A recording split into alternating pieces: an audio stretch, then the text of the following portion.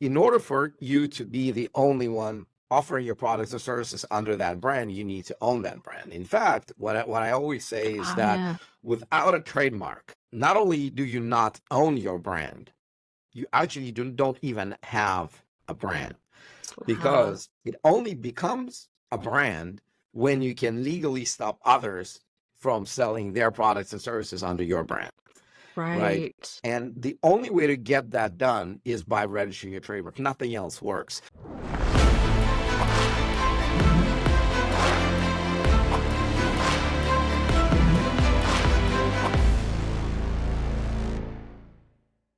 Hi, Andrei. Welcome to the show. Thanks for having me. Excited to be here.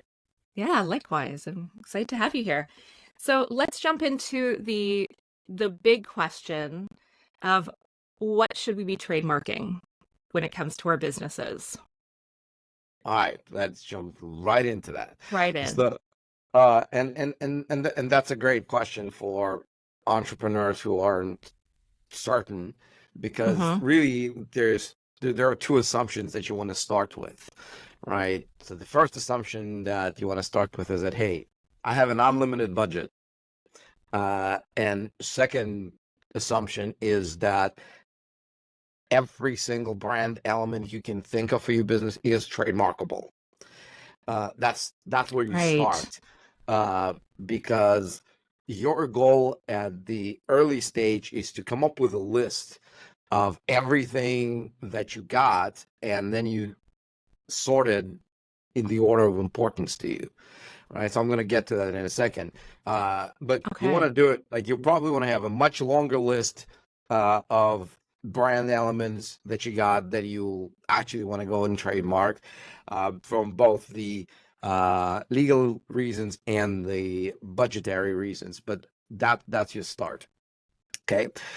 So Okay. there are typically five big areas of your brand elements that you will start with. One is the name of the company, or your Mm-hmm. personal name if you are an individual, like a celebrity or a coach or a consultant, something Right. like that. Like, I don't know, Tony Robbins kind of, Yeah. right? Because that's the name of the business. That's the first place you look at. The second place you look at is if you sell physical products, it Uh-huh. will be the name of each of your products, right? So again, Okay. if we think about going back to the first step, name of the company, Apple, right?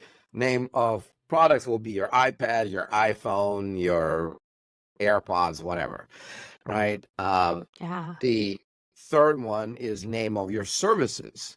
If you got different services and they each have a name, or if you're a coach, if you have programs Mm-hmm. that people can buy, courses or things like that, something that's not a physical product that has a name, again, that will be a third one, iTunes for Apple.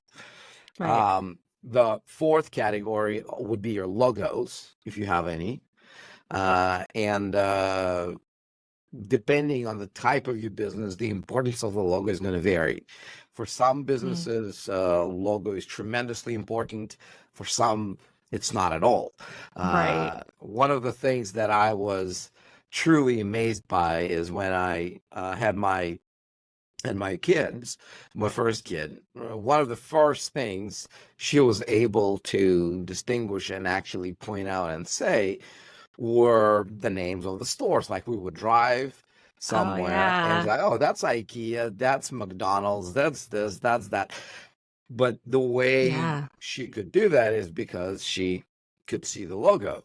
So if your business is brick and mortar business that you want people to see from the highway, logo is important. If you are, I don't know, PayPal or something like Mm. that, that Right. needs that seal of authenticity almost, right? You need a logo. If you're Nike, that you buy a 50-cent shirt, you place your swoosh on a white shirt and you sell it for $30, you need a logo, trademark, right? Yeah. If you're an accountant in I don't know, somewhere like a small city somewhere, and you've got a team of you and your assistant. Probably nobody cares about your logo, right? Right. It's not as important for you to trademark. If you are a network like I'm blanking out. What's the H&R Block, right? Oh yeah. Yeah. The green circle, Mhm. the not circle, square, Square. right? Yeah. Yeah, that's important because again, that's what people recognize. So you ask yourself the question: is the logo important? And Okay. finally, the last one would be your tagline. So Mm, if you in your marketing have figured out a phrase that makes it easier for people to remember you, to makes it more likely for them to buy from you. You got something that excuse me, that you want to own. That'll be your tagline. So that's the five, right? Name of the company, names of products, names of services, logos, and taglines. okay. And so that's the list. You put together a list, right? And then you sort that list based on which of these would I hate the most to lose. Mm, Those go right. those go to the very top. And at the very bottom, I'll be like, meh, like really, who gives a damn? Uh, those will be at the bottom, right? Yeah. And then you like, okay, I don't have an unlimited budget. Mm, And you figure out, okay, really, this is how much money I am willing to spend on this. And right. you figure out that out of your 27 brand elements, you can only do 3 or 4 or 5 or 7 or whatever, right? And then you're like, okay, that's the Yeah. ones I should focus on. But then the other consideration that's also very important is that trademarks are done on a per country basis, Right. right? You don't, there's no such thing as a global trademark. You do trademarks in one country, then you do trademarks in the other country, in the third, fourth, and so on.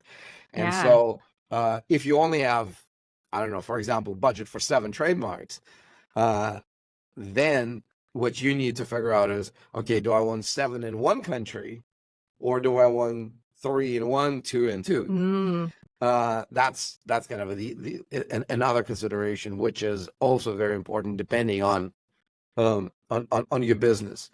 From there, what we always recommend is you start with your home country. right. Uh, that's the beginning of the conversation, and then the second layer would be trademarking your brand in countries that make you the most amount of money. So if you've Yeah. got a bunch of customers, like I don't know, if you're a Canadian business, but most of your sales come from the US, Hmm? you start with Canada, but then you also do US, Right. because that's where your market is. You want to protect your monopoly on the brand in your most important markets, right? The Right. third layer would be countries where you spend a lot of money. So if you have an office, or if you target your ad, I don't know, you have the Facebook ads and you're targeting Australia and you're spending, I don't know, five Mm, grand a year on Australia, it probably means that you feel that Australia is important to you. So yeah. if you've got a country, like if you got an office, like I said, if you got headquarters, if you've got physical location, so that would be a third. And Okay. lastly, if you make your physical products overseas, you want to get a Hmm. trademark there, even if you are not planning to sell a single item there. Because Okay. if you don't, and someone else trademarks it there, they can prevent you from exporting your own stuff out of that country to where you intend to Oh, sell. We actually had a wow. situation with one e-bike company, right? So they're a US company. They decided they found a factory in China to make their e-bikes. They paid them a lot of money. They told them exactly what to do. They sent them the specs, and the factory made them a big container worth of those e-bikes. And then turned out that someone else trademarked that name in China. And just as that factory was about to put that container on a ship, they got a court order basically saying that they couldn't ship them out of China because that trademark was owned by those other guys. Like, Wow. imagine you're a business owner sitting somewhere in Texas waiting for that shipment, and then they tell you, "Whoops, we can't send it to you. Like, you already spent Yeah. the money, you paid them, you paid for the ship, you're sitting there waiting. What are we gonna do, right?" So, if that's you, you want to protect yourself from that part of it, right? Yeah. So that's I'm sorry. That's great. So that's kind of the second big consideration, and um, the remember the assumption I gave you at the beginning, right? That Yeah. everything is trademarkable. That's a fun one, but also not true, Oh. because there's a lot of things they're not trademarkable, right? You could come up with something that's generic, something that's not really a trademark, Mm-hmm. right? If you are, I don't know, if you are, I don't know why I'm thinking so much of accounting today, but like, let's say you're an accountant, right? And you're like, oh, hey, let me trademark the word accounting, right? That would be Right. my brand, accounting, or I don't know, Dallas accounting or whatever, right? That would be denied because it doesn't really give you the ability to help your customers to tell your products or services apart from Mm. everyone else's, which is the function of a trademark, right? Okay. So the trademarks office is vigilant about not giving, because trademarks are all about a monopoly, right? Right. The government gives you a legal monopoly to stop everyone else from selling their products and services under a brand similar to yours. And they're not going to do Yeah. that if what you're trying to bite is more than you should. So if it's generic, if it's too Yeah. broad, if it's not something that functions as a trademark, they'll say no. The other thing is, the other situation when they'll say no is if you're trying to trademark something that's too close to someone else's brand, Right. right? Right. And I like domain names where you look at identical matches, and if you try the domain name and it's taken, you're like, okay, let me add a one at the end, or let me add a dash in the middle, and I'm going to have it, or Mm. add my in the beginning, and I'm going to have it. That works with domain names. It does not work with trademarks. So Yeah. if you were to trademark Nike One for sneakers, good luck with that, or Right. micro dash soft for software. Same thing. It's not going to fly because they look at similar brands. So these are the considerations. And um, equipped with these considerations, really, that's how you do it. You put together a list of Okay. something from most important to least important, uh, and you basically make that list longer by adding them in different countries. So I have the name of the Okay. company in US, the name of the company in Canada, the name of the company in Mexico, the name of the company, wherever else. Oh, I have the name Yeah. of the product in US, the name of the product and so you have the long list. You sort it out, and then you say, okay, if all of it was trademarkable, I would like to go with these 5, 7, 10 trademarks. And then Okay. you get a proper trademark search just to confirm that what you came up with can be trademarked. Okay. And something that's not trademarkable, you go back to the drawing board and you say to yourself, you know what? This would have been a great brand, but it's really not a brand because I can't own it. Mm. There's no Right. value to the brand you cannot own.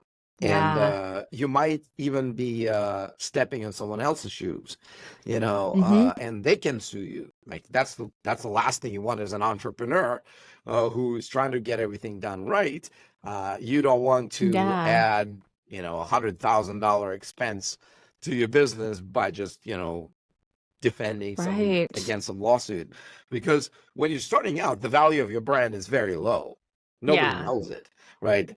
And the only value is potential value, and so if you realize you can't have it, might as well go back and come up with something different, but something that you can Right. own. So that's kind of the uh, the long Yeah. answer to your short question. No, that's excellent. That's great.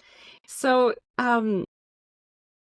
when we're looking, or actually, let me ask you this next. Why would we trademark something? And that might seem like a really obvious question, but why would we trademark, and what kind of protection does that give the business owner? Yeah, that's a great that's a great question. See, I just came back from LA, and I'm still trying to deal with this cold that I got there, and Ah, so I'm sorry. oh, it's all Um, good. the why is actually the number one question obviously you should ask yourself, is that Mm, the brand, first you work for the brand, then the brand starts working for you. right. And there are several reasons why it does that. The first one is that it actually makes it easier for you to sell your stuff, because if you talk to any sales trainer or anyone who is in Hmm. sales, they'll tell you that in order to sell something, you need to establish that the guy on the other end of the line likes and trusts you, Right. right? And if you're a nobody, if you've got something that nobody knows what it is, nobody's heard of you, it's much Hmm. harder for you to compete with someone who has established that brand. You know, we can talk, you know, you can be an Apple fan or you can hate Apple, but you know Apple, Yeah. right? And there is a reason why they can charge a premium over their phones, right? If you Right. are, you know, another good example is Dropbox, right? If Mm, you need to send your file, something that's you know, sensitive, you don't want to yeah. use a platform you've never heard of. You probably Right. wouldn't send your sensitive files through some, you know, I don't know, Chinese platform nobody's ever heard of. Or you'd Yeah. probably go with something you have heard of, someone Hmm. you trust. And in order for you to be the only one offering your products or services under that brand, you need to own that brand. In fact, what I always say is Oh, that yeah. without a trademark, not only do you not own your brand, you actually don't even have a brand, Wow. because it only becomes a brand when you can legally stop others from selling their products and services under your brand, right? Right. And the only way to get that done is by registering your trademark. Nothing else works. You know, Yeah. being in business for 7 years doesn't cut it. Registering a domain name doesn't do it. Registering a company or an Hmm. LLC doesn't get you there. Registering a YouTube profile or Facebook, it doesn't work, right? Right. And some people will say, well, you know, I've heard that there's this thing called common law trademark, that Oh. by virtue of you having been in business under a certain name, you can claim that you've established what's called a common law trademark, right, without registration.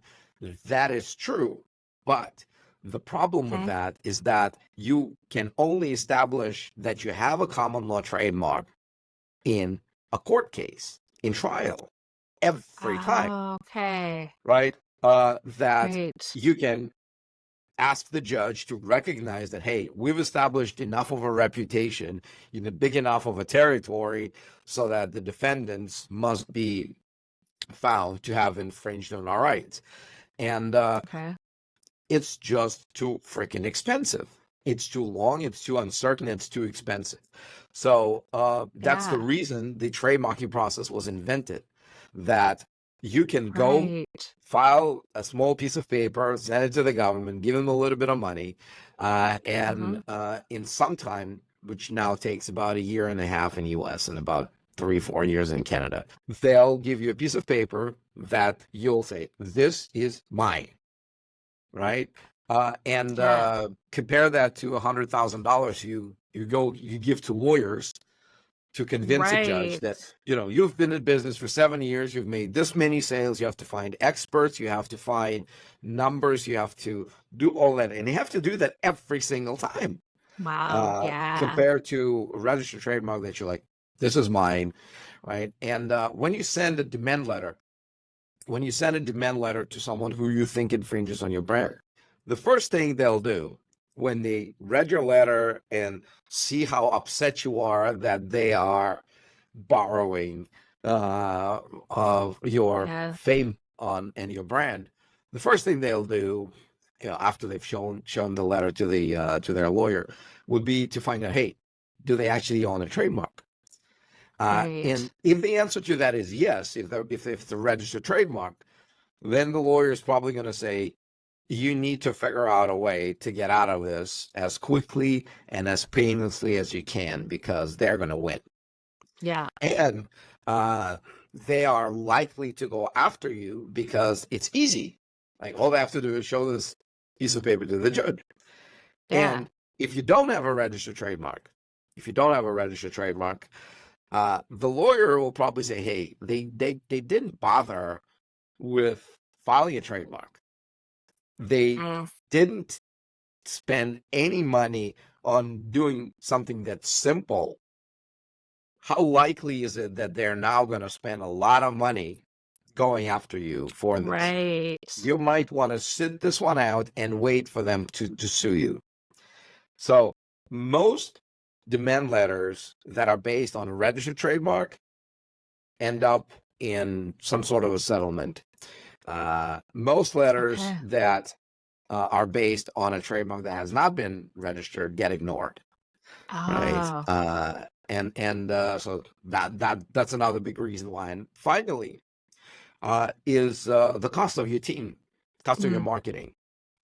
If you're an established company, you're going to have a lineup of people who want to work for you. Yes. And they probably want to work for less compared to if you are a no-name. Like, think about all those developers who want to take a stab at working at Google. Right. They are so qualified, they'll probably be paid double had they been working with some small startup.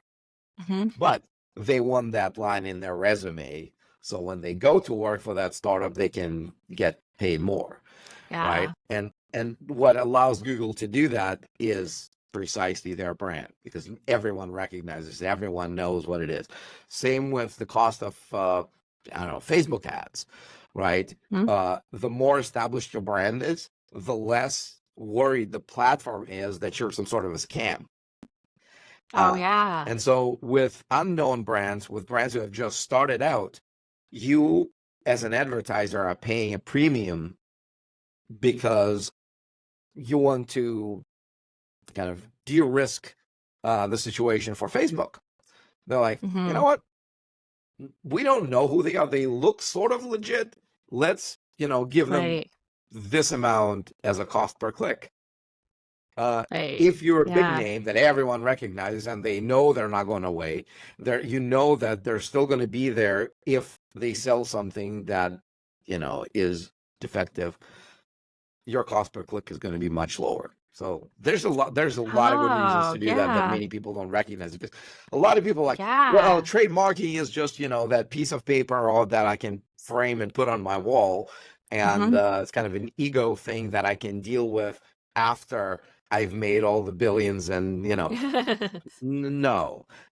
It's actually something without which you will never get to that point of, getting to the grown up area where you are treated as a serious business. That I know that gives me a lot to think about, because I hadn't considered a lot of that before that's really valuable. What made you decide to specialize in trademarking? So I was in the intellectual property area for close to 30 years now. It all started with my dad, who was a famous composer in Russia. Oh, wow. And I was still going to my first law school back in the day. I lived in Russia, and I really didn't know exactly what I'd do with that degree. But one day, my dad, I came home from school, and my dad was furious. And what's going on? He said, I caught a radio station that took a song that I wrote, a song for a children's movie, actually a song that I used to sing with him on stage when I was like 8 years old. And they took it and they turned that into an ad for Samsung without his permission. Oh, wow. That was 1996. That was many, many years ago. Yeah. And so he said, I called the radio station and I told them that they couldn't just take my music and use it as they pleased. And they basically told him to sit down, shut up, and be grateful that they're making him even more famous as a composer.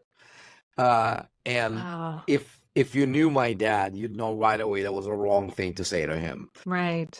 So he got absolutely mad around this, and he told, "Okay, I'll see you in court." He slammed down the phone, and then he realized that Russia had just transitioned from the Soviet copyright laws that basically didn't exist to more or less free market laws that nobody knew.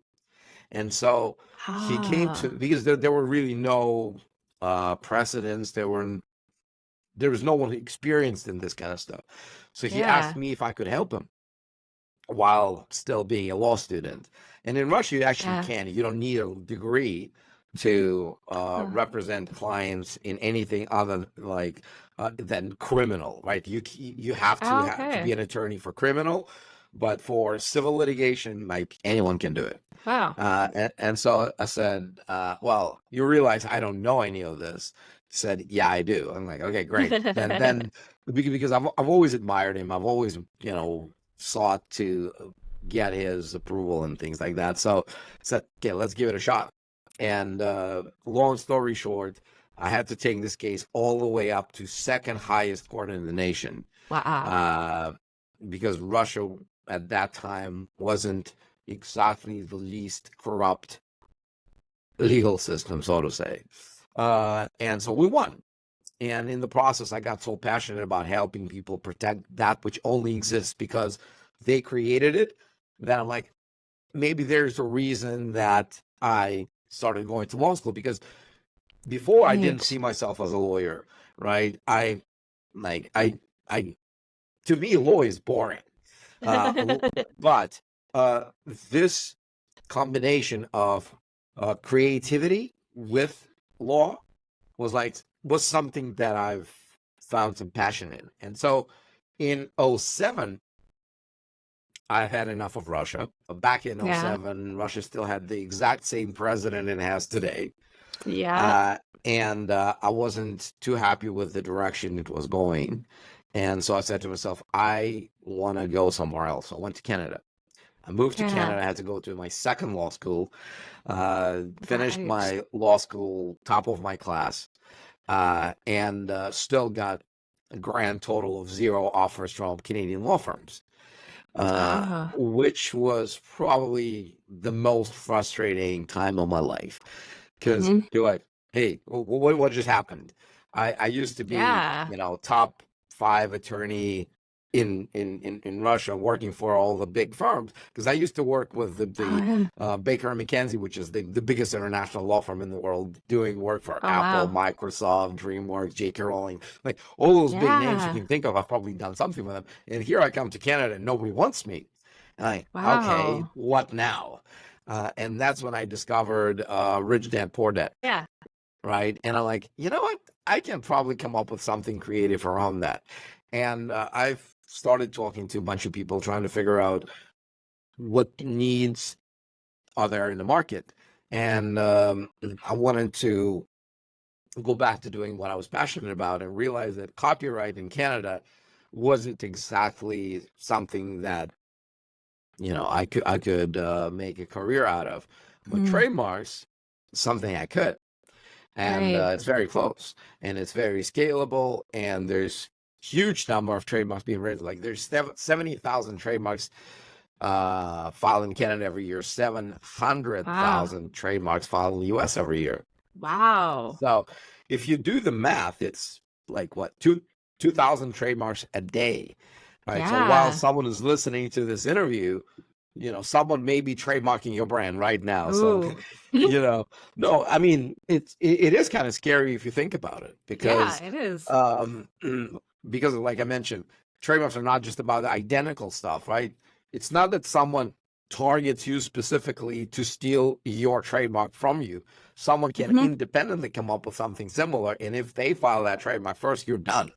Right. So, and when I combine that, that was another book that I read actually another two books that gave me the idea for Trademark Factory, which is a firm that offers trademark registration services the way that nobody else does. The Yeah. two other books were Michael Gerber's E-Myth, of Right. course, and we actually are doing a bunch of trademarks for Michael. Cool. And the other book was John Warrilow's Build to Sell, Oh, nice. about how you productize a service.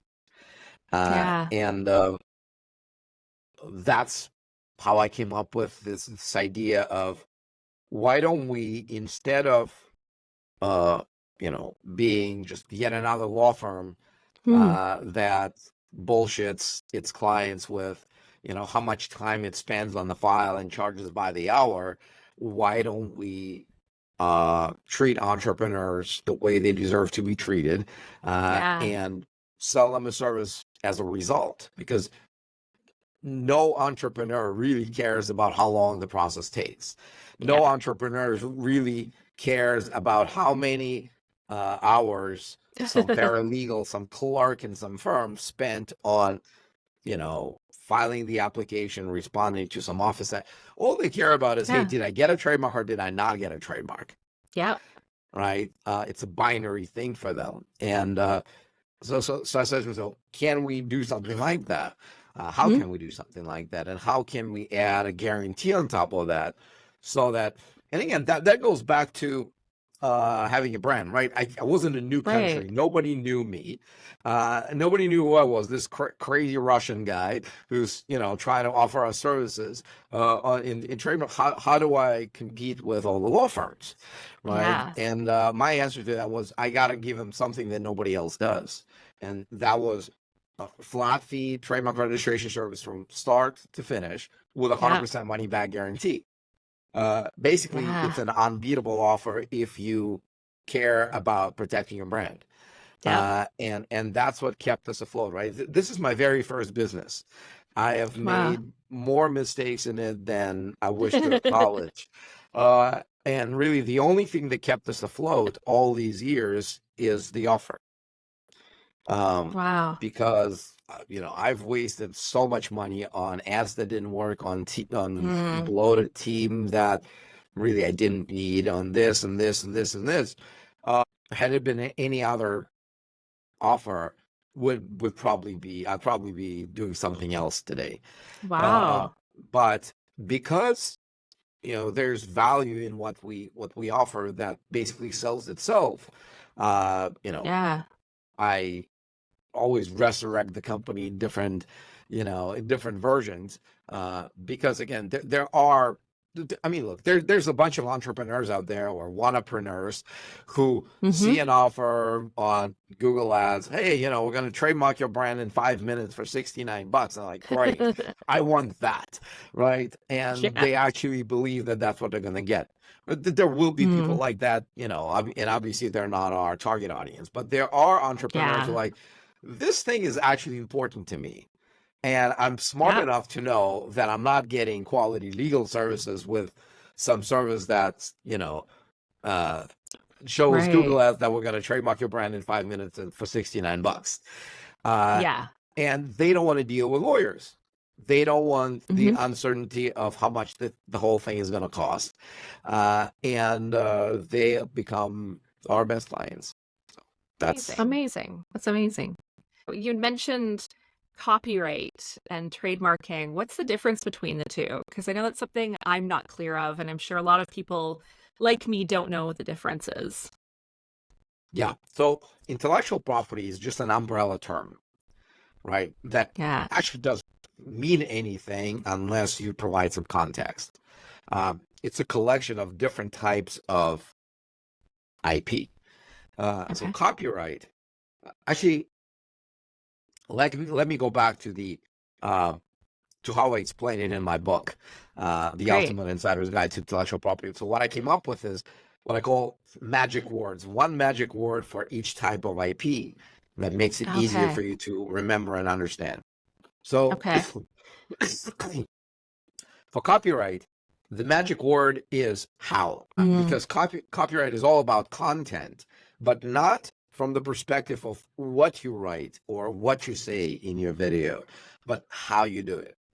Okay. The actual words that you choose, um, well, the actual videos the actual music that you write, right? So copyright protects your music, your videos, your images, your photographs, your software, your texts, your copy. But again, not from the perspective of what you say, but how you do it. So I wrote a book. Okay, Yeah. great. And it doesn't mean that, Terry, you couldn't write a book on intellectual property that teaches people Right. about the same thing, because there's only so many ways you can teach people about IP, right? But Yeah. if you copy 2 pages from my book, that's copyright infringement. You deciding to Right. write a book on copyright isn't, right? You deciding to shoot a movie about a casino heist uh, is not a copyright infringement on Ocean's 11, Okay. but you borrowing parts of that script is. So that's why Okay. the magic word is how you express those ideas, right? Oh, Which yeah. words, which images. Trademarks, the magic word is which. Oh, Because trademarks are designed to give consumers the ability to tell your products apart from everyone else's. So okay. the picture that I want you to imagine is, you go to the grocery store and you walk and you walk up to a shelf with ketchup, Mm, right? There's a bunch of ketchup. It's yeah. ketchup, but they'll have different labels on them. Yeah. That's what a trademark does. That's how you know this Heinz ketchup, this is not Heinz ketchup. Right. Or toothpaste, Yeah. right? Which actually goes back to the value of trademarks. How often do you change the brand of your toothpaste? Not often. Most Like, people do it rarely. never. Yeah. Like, they pick something when they're young, and Yep. they stick to it for the rest of their freaking life.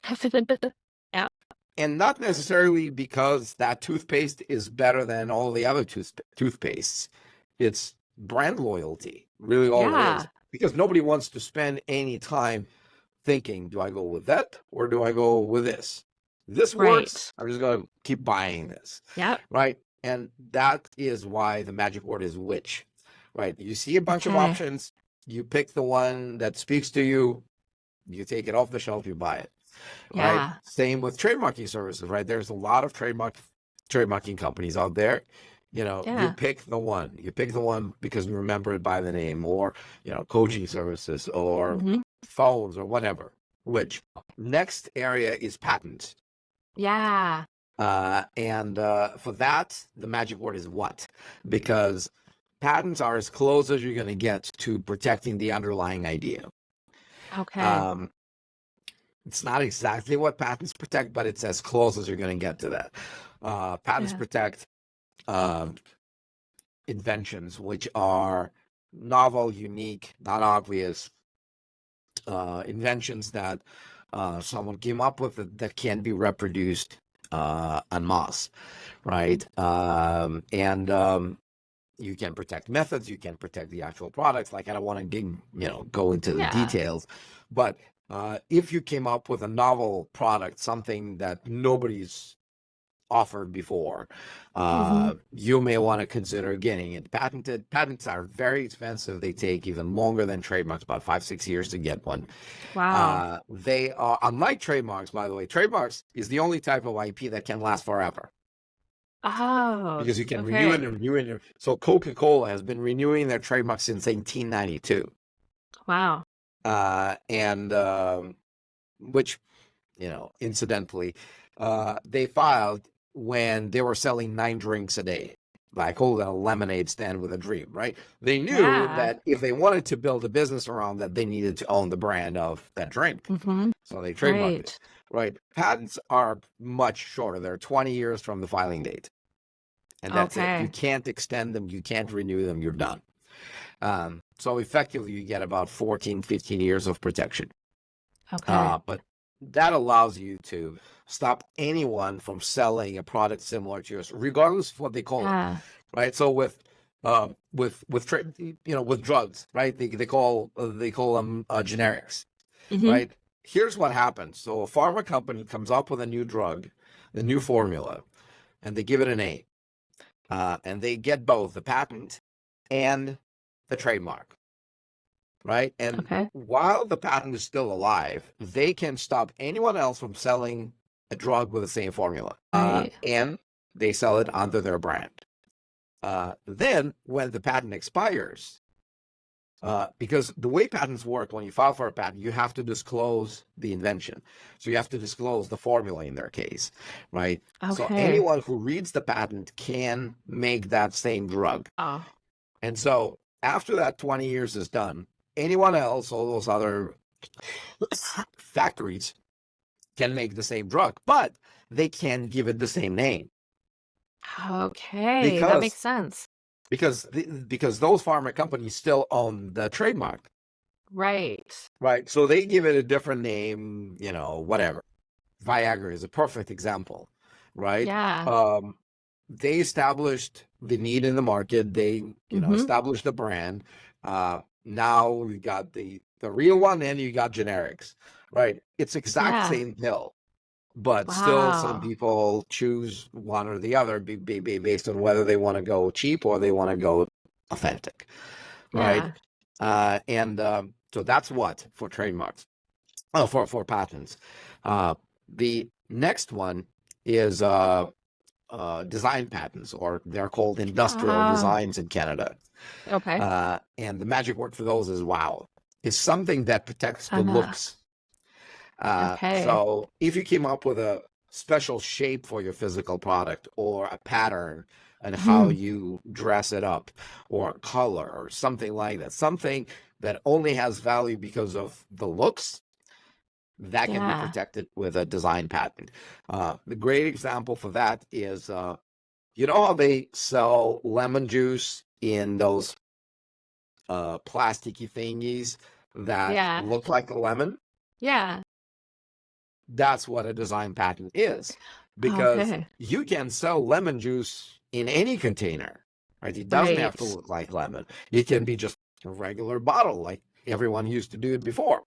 And so Yeah. someone said, "Oh, why don't we, do it with a squeezy lemony thingy, Yeah. right?" And they protected that. So that's the wow. That's cool. Um, the next one is trade secrets or know-how. Okay. For that, the magic word is hush, because you only get some protection as long as the information remains secret. As Right. soon as someone figures it out on their own, or as soon as someone you've shared it with breaches your confidentiality agreement, your NDA, right? If they like, if let's say you're Hmm. my investor, right, or Yeah. potential investor, and you're like, hey, I'm considering investing, but I need you to tell me more about your business. I'm like, great. You Yeah. signed this NDA, and I'm going to tell you everything. So you signed the NDA, I tell you everything. Uh, if you then breach that NDA and post Hmm. stuff about, my numbers, my client lists, my unique Yeah. ways of doing things, and you just post it on as a YouTube video, right? And that YouTube video has 4 million views. Uh, all I can do is I can sue you for breaching that contract that I had with you. And if Right. if you have no money, there's nothing really I can do. Yeah. I can't Right. sue YouTube. I can't sue the 4 million people who watched that video. I Yeah. can't sue the people who listened to that video, watched that Hmm. video, and decide to act on what they've learned and decide to start a competing business based on what they found out. Right? All I Yeah. can do is sue the guy who signed the stupid NDA. And so uh, like I said, another good example is Coca-Cola's recipe, right? Right. They put up a whole show about this with a vault and different people, Yeah. owning different parts of that recipe. It looks cool. It looks very mysterious. It sort of adds value to what they do. Uh, Yeah. and So it is protected by a trade secret that they protect like that. But Yeah. if I'm some sort of a chemical genius and I figure out a way to deconstruct the recipe and I figure it out exactly, it's, you know, and I say, this is what I think it is. And I post it on the Mhm. web. They can do anything to me because I'm not in breach of any NDA. Yeah. I didn't sign an NDA. And if my formula works to give exactly what they do, they own nothing Right. because it's no longer a secret, right? You can't protect something that became public knowledge. And so that's your trade secret. And the last one, something that most people forget about is contracts, Oh. license agreements, assignment agreements, and the magic word for those is whatever, because contracts can be much, much stronger than anything else, Okay. than the default provision of the law. Because you signing one piece of paper saying that, hey, I give you the right to use my stuff the way you want to, and you don't need to pay me, or you need to pay me $1 for it. Right. That's it. Now they own what used to be your IP. You don't. And so in my Okay. earlier career as a lawyer, when I was mostly dealing with copyrights, I've met a ton of authors who are like, hey, can we go after these people because they're doing something wrong with the book I wrote or the script I Mm. wrote for the movie? I don't like what they're doing with it. And I say, okay, great. Did you sign anything? Yeah, I signed something, but I'm the Ah. author, right? I wrote it. And I say, yeah, it's great that you wrote it, but I need to see what you signed. And they're Yeah. like, well, what difference does it make? The law says that the person who writes the literary work owns the work. And yes, until that person signs a piece of paper that says that someone else can do whatever they want with it. And so Right. reluctantly, they would bring me the contract. I'd read the contract, and they're like, why the hell did you sign this? Yeah. And like, can we do something about it? I'm like, not really. And Yeah. so people tend to use going through agreements like a speed reading exercise. Mm-hmm. Yeah, it looks all right. And, they sign a 20-page agreement without really reading it. And that can be Yeah. really, really, really dangerous.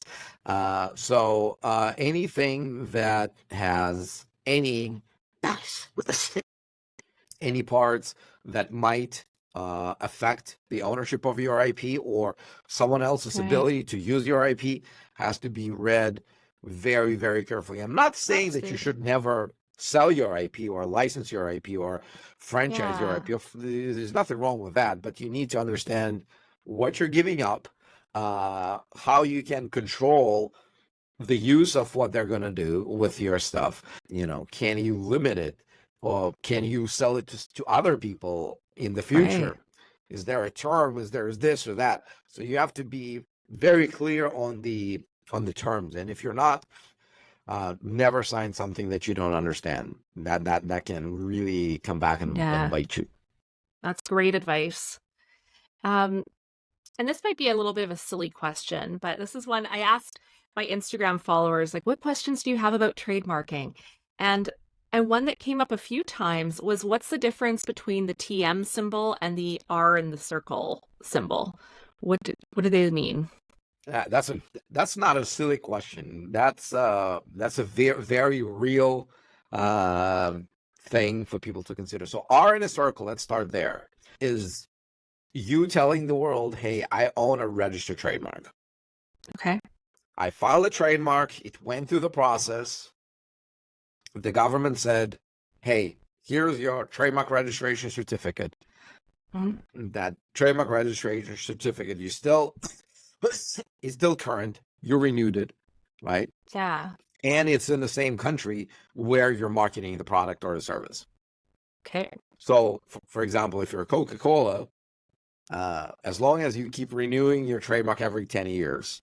So their trademark is in the US. As long as you continue selling your cans or bottles in the US, you are allowed to place that R in a circle on your labels. Anything short of that, you can't. Uh, so that's where the TM comes into play. And TM, you can do lots of, like, you can place a TM in a myriad of different situations.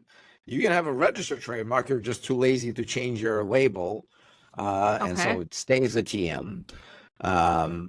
Google, for example, always puts a TM rather than an R in a circle because they change their logos all the time. They play around with that, right?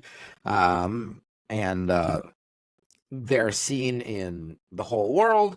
Like, they don't want to make any claims that might not be 100% true. So they keep a TM even though they own their trademarks in most of the countries. Okay.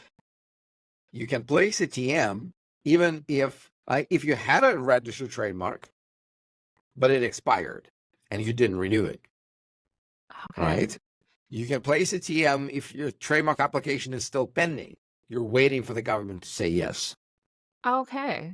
Right? You file your trademark, you place a TM, and that's what it can mean. And funny enough, TM, you can place a TM next to something that you've never even tried to trademark. Wow. So a TM really means nothing. A TM means you want the world to think that you have a trademark. That's really what it means. Whether you actually have a trademark or not, a TM cannot tell you. So when you see a TM next to someone's name of a product or a service, what you want to do is you want to check, hey, have they actually trademarked it? Is it a pending trademark? Is it a registered trademark? And if the answer to that is yes, then you're like, okay, they just didn't bother to change that TM into an R in a circle. And if it's a no, then the next question you should ask yourself is, do they really have a claim to this name? Can they prove it? Right. And if the answer to that is yes, then you sort of treat it more seriously. If the answer is no, then you ignore it. Okay. Consultants and InfoBiz actually loves to do this. Yeah. Because they realize the value of owning the brand. Some of them just don't want to bother getting a brand done right. And so what they do is they write their copy. They just place TMs everywhere. Hey, we have this unique method, rainbows and lollipops trading TM, powered by this amazing, XYZ process TM. And if you look at their copy, you'll always see a bunch of TMs, and some of it is legit and some of it isn't. So you gotta treat TMs with a grain of salt. But here's the funny thing. I'm like, if you think I'm mocking the industry, I'm not, because really, the way you stand out, the way you come up with a USP, the way you get noticed in the marketplace today is not by being a Me Too business.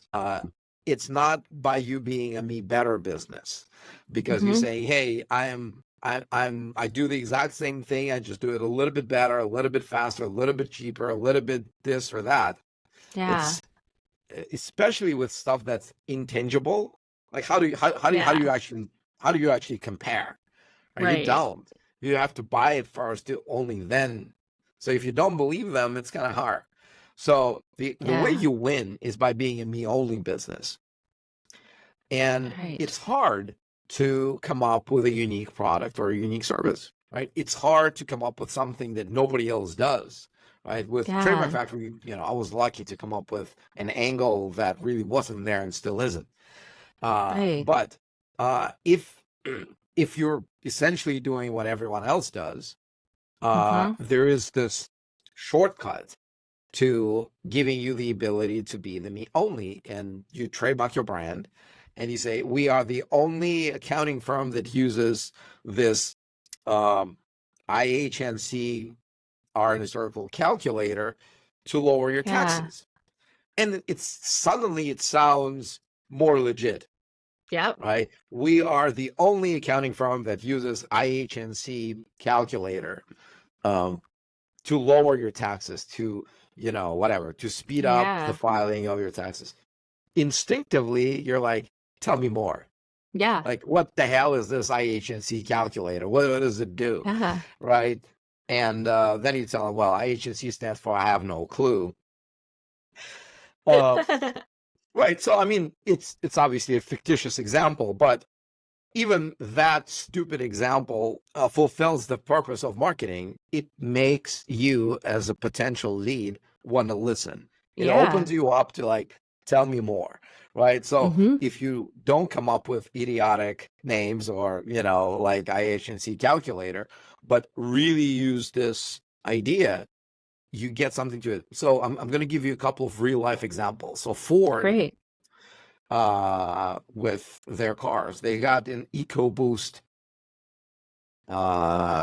name for their engines, right? And their commercials used to run like, only Ford has EcoBoost fuel economy. And they never bothered to tell you what EcoBoost actually is, how it's different Yeah. than everyone else, how it's better than anyone else. They just told, we are the only ones who have it. Yeah. They don't even bother to tell you if eco stands for economy or ecology. Great.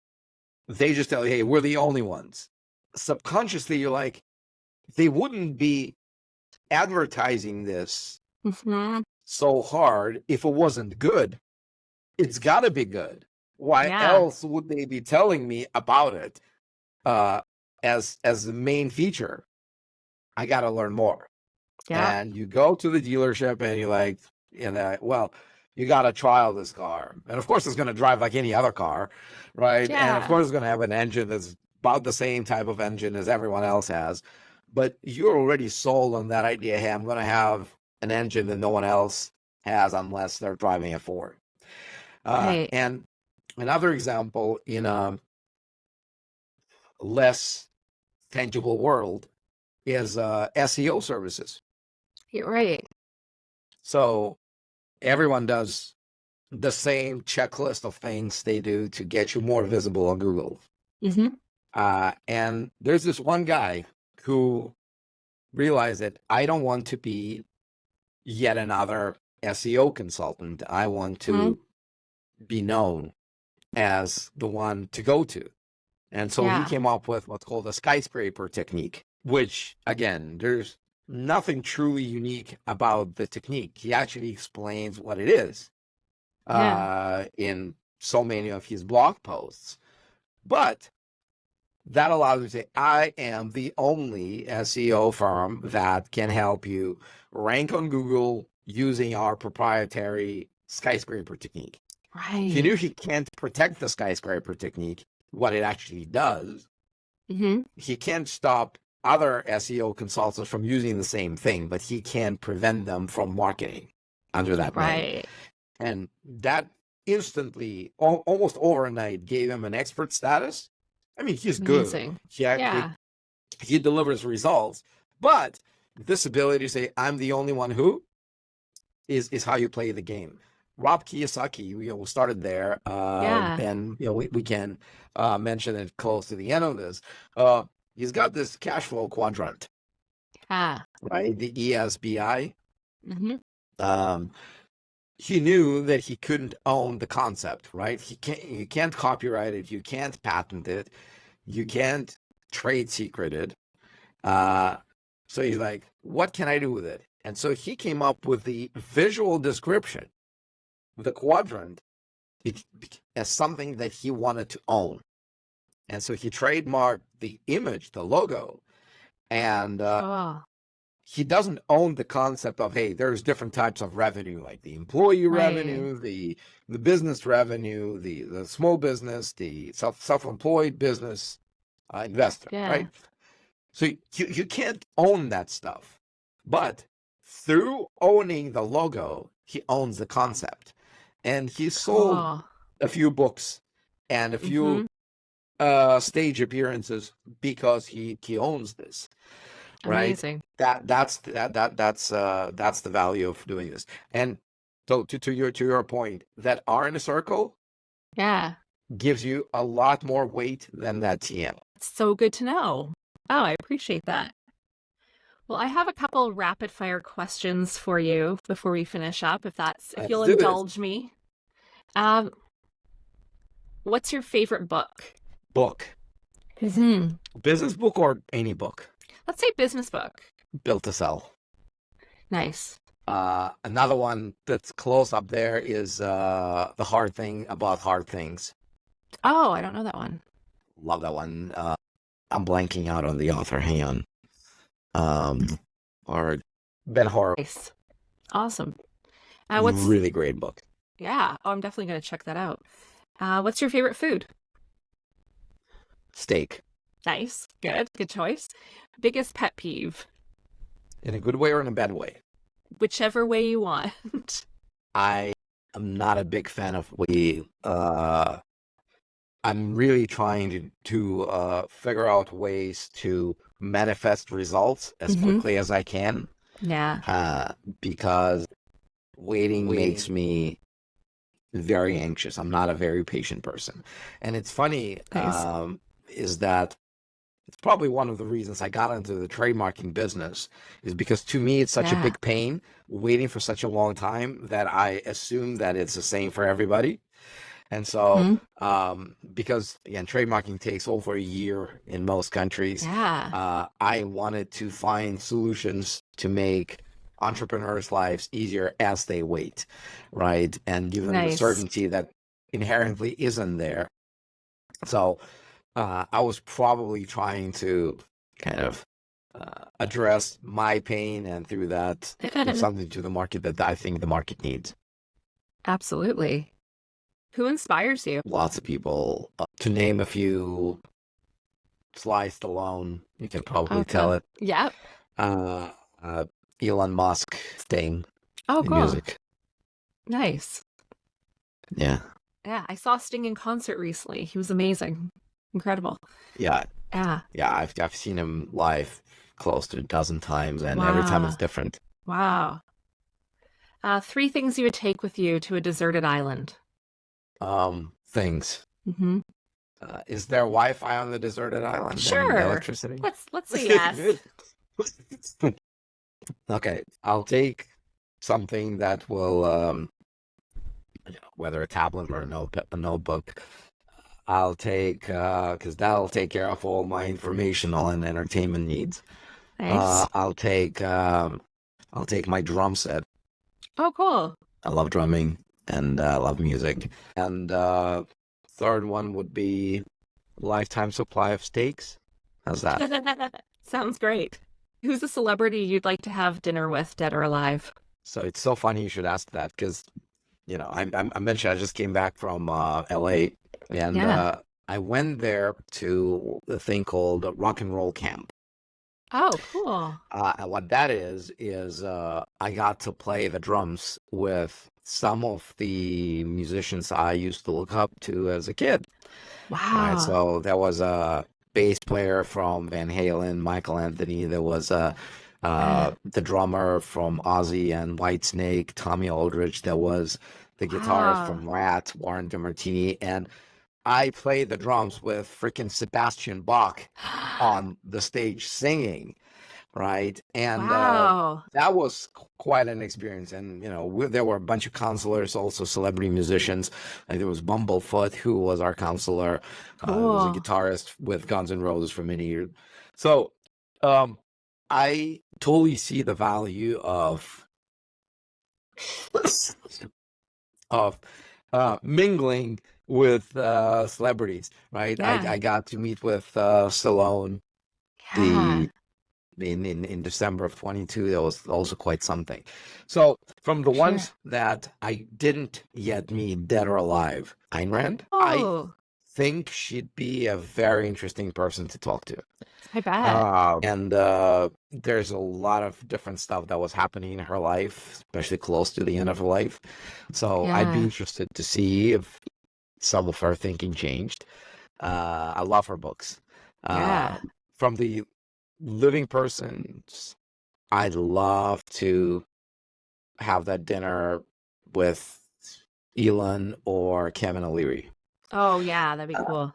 So those two people in the business sphere really, really interest me.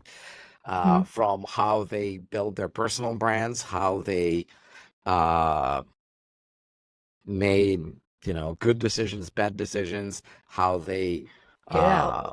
monetize the good decisions, how they save themselves from bad decisions. That would be a very interesting dinner, I think. I think so. I agree. So And last one, what's your go-to karaoke song? I don't often do a lot of karaoke, but the stuff that I do when I do is I'm blanking out again. So it's Billy Joel. I remember how to drum it. I remember how to play it. Hang on. It's from the Bridge album. I can't remember. Hang on. All right. I'll find it in 1 second. Pressure. Oh, cool. Nice. I love that song. It has great arc and great melody. Some great choice. So I'm going to link your website in the show notes. Is there anywhere else that you want people to connect with you or learn more about you and what you do at Trademark Factory? So really, there are two routes that you can take if you're an entrepreneur who's interested in protecting your brand. One is short. It's a short path to you getting taken care of by someone who actually gives a damn. If you go to trademarkfactory.com, you book a call with a strategy advisor, and they'll do a lot of the things that I told you about how to do during this interview. That Yeah. list of prioritizing and help you figure out, do you start with this or that in this country or that country? That's what you get on a free call with our strategy advisors, right? Their goal is not just to take your money, but more importantly is to help you get this clarity about, hey, do you even need a trademark? Do you need a trademark now? Do you need a trademark in your home country only, or maybe somewhere else? And should you focus on this or this or this or this, right? So use that call as your opportunity to come back with that certainty about, hey, this is what I choose to do. Whether you do it with us or with someone else is secondary, but you are going to come off that call with that certainty. So use that. Okay. So that's trademarkfactory.com. If you're not yet certain about trademark, you want to learn more, I would suggest you go to YouTube and you search for Trademark Factory. I've published for more than 1,000 videos. Amazing. If you have a question about trademarks, about intellectual property, I can guarantee you that I probably answered that question more than once. Nice. So again, and that's free, costs you nothing. You can do it on your own time with zero pressure. Get your questions answered. And if you feel that you have done something, you've built something that's worthy of protection, that's worthy of you owning it, go to the website and get it done. Excellent. Well, thank you so much for joining me today. I know I learned a lot from this conversation. I know the audience has as well. So thank you. Thanks for having me. It was a great conversation. I loved your questions, and I think that together we gave your audience something to think about, which is always a good thing. Perfect.